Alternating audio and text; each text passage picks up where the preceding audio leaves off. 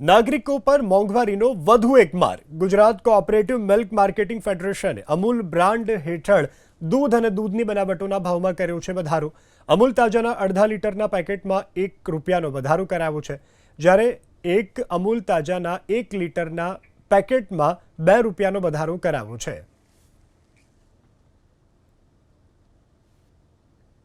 Budget बिगड़ेगा घर पे बजट बड़े बिगड़ेगा, बोझ पड़ेगा और बिना दूध के चलेगा नहीं काम. क्या करें, लेना तो पड़ेगा ही. दूध तो पियेंगे ही.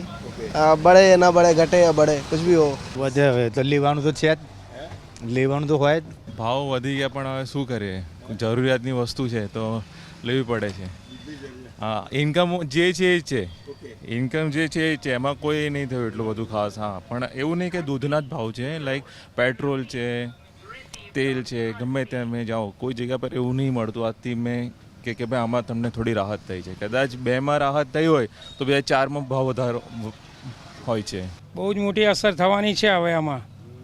ભાવ વધ્યો છે એટલે ગ્રાહકી બી ઓછી થશે અને તકલીફ તો અમને પડવાની જ છે, કારણ કે આ ગ્રાહકી હોય નહીં, લાઇટ બિલ તો વધારે થઈ ગયું, પેટ્રોલના ભાવ વધી ગયા ને અમારું કમિશન વધારતા નથી. 4 વર્ષથી નહીં વધાર્યું ડેરીએ અને ભાવ વધારે કરે છે.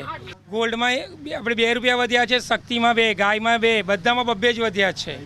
દહીંમાં ₹5 વધાર્યા છે. દૂધના ભાવ વધ્યા તો મોંઘવારી વધી જ ગઈ છે ને. હવે એ તો આવક વધતી નથી, બજેટ પર પડે જ ને, મોંઘવારી વધે એટલે.